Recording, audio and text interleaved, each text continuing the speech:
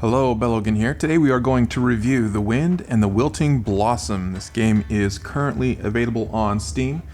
Today, March 6th, version 1.1.1 was just released. It has some new features and units and improvements. I learned about this game through one of the game's developers, Dark Soul, who is a player on Titan Conquest.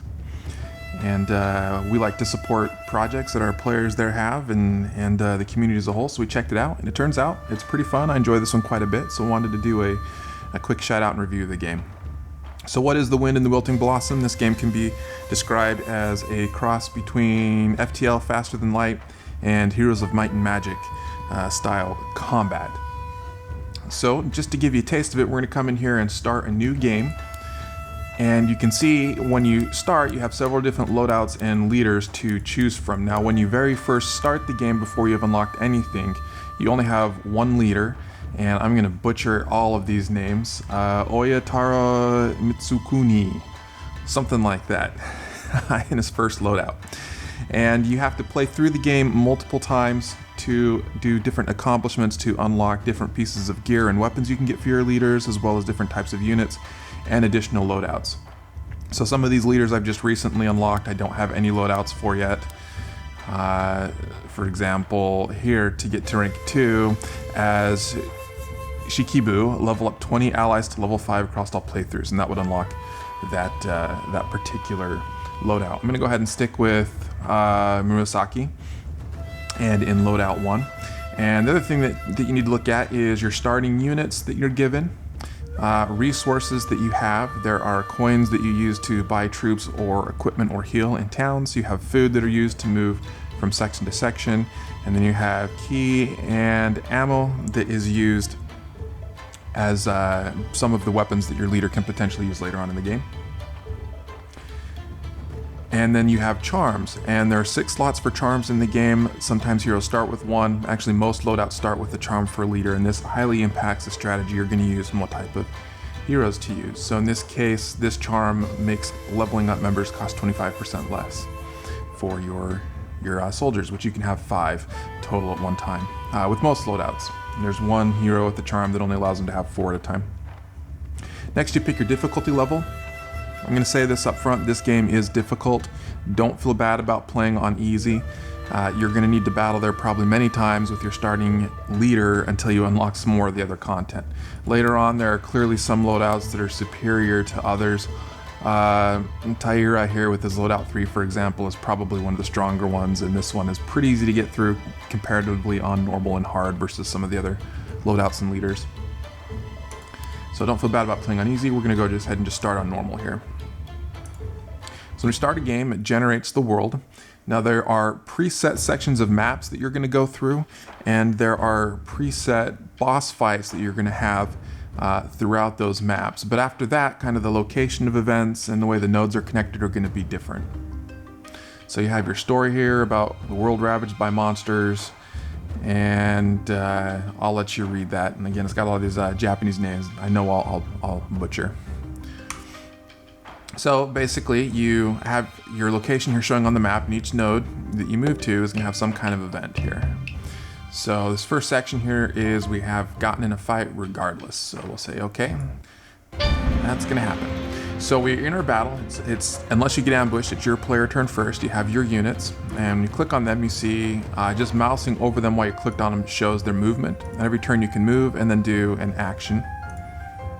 If you mouse over the enemies, it shows how far they can move as well. So these floating heads have a square of 1, and then in the bottom right I say they do 1 damage on each attack, whereas this Ippon Datara has 3 health, does 1 damage per attack, and can move relatively far. So when I end my turn, everyone else is going to move. Now on your own units, and you'll see this on the enemies as well, the red bar is how much health you have, and that you have to heal in towns. The other bar is armor. You have to get through that before you're damaging health. However, armor regenerates between battles. So I'm just going to position my units here. I'm going to use my leader's ability here to add an extra hit to all of my characters. We'll end my turn. We're going to watch the enemies move up here, and they do their thing. So if you're familiar with Heroes of Might and Magic series, The combat tile is pretty much the same type of combat. You'll be very, very used to that. So here I have my unit that I'm going to have attack. So this unit does 2 damage when I attack my poet. So we're going to hit this monster down with 1. I'll move my soldier over here, have him attack, and you can use the quick key numbers or press. And then you'll notice that gold dropped. So to actually pick up gold, you have to have a unit land on top of it to pick it up. If it's left on the ground at the end of the battle, you do not acquire that gold. So here we got +5 and my turn. Heads are gonna fly in. So I am going to kill this head with my soldier, then move my soldier over to pick up that piece. And move my poet here. Now if my leader had already moved, what I might do is just use her absorb ability and then wait a turn. Because sometimes what you want to do is take a hit that you know you can tank, kill the creature with a unit that hasn't moved, and then once you've done that, then move on and pick up the gold. You don't want to leave gold out because again, you don't actually get it. There is a unit you can buy called a merchant who has a radius he can pick up gold in, and as you level him up, he will get a wider radius. And my turn here, I gained 11 gold. You can pick up other resources. Also picked up 2 food and a scroll. So scrolls you use to level up your party. So if I click on my party, I can see my units here. We've got 3 open slots. It shows my charms. 4 of them here available. I think I said 6, it's 4. You can mouse over and you use your scrolls to level up. So when you use a scroll, it works on leveling up your units. So your leader takes the most, so 6 scrolls will put them up to level 2. And then they get a bonus here of an additional weapon and +2 health. This soldier needs 3 scrolls and he'll level up. His first level 2, he gets a heart and an armor. Level 3, he gets an additional attack or an additional point of damage when he attacks. My poet has their ability here where they reset people's moves. So they can move once, you use this, and they can move again. The radius of that increases, and as you go up in levels, as well as their own movement, how far they can move in armor. So there's lots of different things that can be increased. I'm just going to quickly come over to towns where there are shops here, and it looks like the fastest path to get there is going to be down here. So random events can happen where you can choose something to do or things happen. In this case, we got injured. All right, we've got an archer over here who's never going to advance.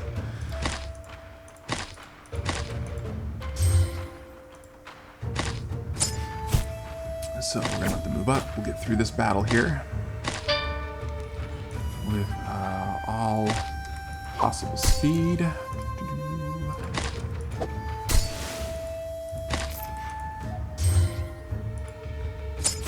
So enemies will attack the closest character to them.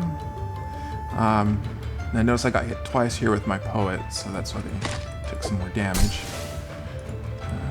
Let's knock you off. Come down here like this, use my ability. And down here, turn. Here, attack, attack. All right, I'm gonna pick up all the gold. So now I've got two units that are hurt. So again, armor recharges after every battle, health does not. Victory, all right, pick some stuff up. I'm up to 2 scrolls now. All right, come to a town. And in this case, there isn't a shop here, but it's an event that you can do. So you have no interest in fights, someone can battle, requires certain units. Sure, we'll have our soldier fight, cost 3 gold, and we got 4 because we ended up winning and a scroll. That worked out pretty well. All right, I am going to try.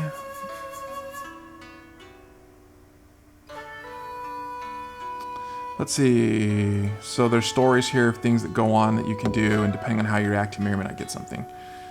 For speed's sake, I am not going to engage in any battles I don't have to. Typically, I would.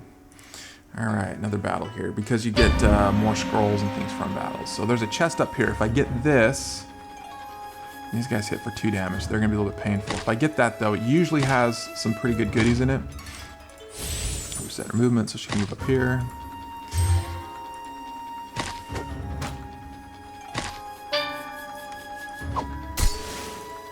And, oh man, so I've got a square here I can't cross over, so I think I've kind of blown my chance to to get that. And I'm gonna get hit again here. So I mentioned this game is difficult, even on easy when you've been playing for a while. There's no guarantee that you're gonna win just because you're playing on easy.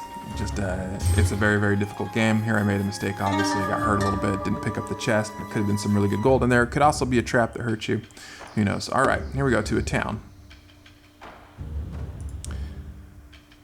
Let's see. No, it wasn't a town. I keep expecting these to be a town. All right, here where it says shop, that's what I'm actually looking for. So there I just accepted some help from the Dragon Queen. So the party heads to the quartermaster to stock up. All right, so here we're in town. I've got 84 gold. There's soldiers you can buy that are 130, archers 150. You've got a base price here. Some towns are going to be a higher base price, some will be less. There are additional weapons that you can buy. So the weapon that I have right now is the one that just makes it so you absorb a point of damage your next round, all your hits. Pretty well worth keeping. You can buy more food if you feel that's a good idea. Sometimes there's scrolls, and then you can buy key and ammo. And then sometimes there's charms down here as well. I'm gonna go ahead and heal all of my units. And if I had more gold, I would have picked up a soldier or an archer is pretty nice. Or a merchant is good if you're trying to get more gold. Now I notice every time I move, the darkness starts moving in, and you have these, the shadow that comes in with the purple flaming balls. If you move into one of those squares, any event that would have been there is gone, and it is now a little bit tougher fight for the region that you are in that exists. And if the purple gets to an exit and consumes those before you actually leave, then that's a game over and you lose. So you do have a bit of a race against time, both because of food and the number of nodes you can move to, and because of darkness that is consuming everything. I'm just gonna scroll level up my soldier here to level 1. We're gonna go through 2 more tiles, and we've got 1 more fight here to take care of. Let's see, these guys both are gonna move pretty far. They only do 1 hit. Let's just back off here and let them come to us. Oop, the wind blows us around. So some battles are going to have effects that happen. There can be lightning that strikes, and you'll see where that's going to hit. Sometimes there's wind that blows everybody around, and sometimes you have freezing that does damage to your armor and your health. So there's a lot of potential bad things that can happen to your party as you are walking around in the battles. And usually those are indicated on the map. You'll see like a wind symbol or frost symbol saying something's going to happen if you get hit here. All right, wrap up this battle. Got all my gold. We'll end. Continue on, and then I can move to the exit. All right, so the story is going to continue on here through several of these maps. Look for stores. Sometimes you're going to see one that says story on it, like right here. And those ones you have to hit, so you can't miss a story node. So say the story node was up here, for example. Maybe I don't have to go up there to get to the exit, but you can't leave until you hit those. So you want to make sure you hit all the story nodes, and you just continue along. So that is my quick review of this wonderful game, The Wind in the Wilting Blossom. It's a lot of fun. It is difficult. You can leave and come back anytime you want, so you can just hit the escape and go back to the main menu. When you come back, you can continue your game or start a new one. So it's one that you don't have to sit down and play for a long time if you don't want to. If you only got a couple minutes, you can do that. It's also not a super intensive game regarding the type of CPU and processor and graphics card that you need. So you can run this on pretty light systems. I run it frequently just on a Surface Go with a Pentium processor in it, and it runs just fine there. So hopefully that gives you a good idea of what this game's about. It's a lot of fun. Highly encourage you to pick it up. Thanks for watching.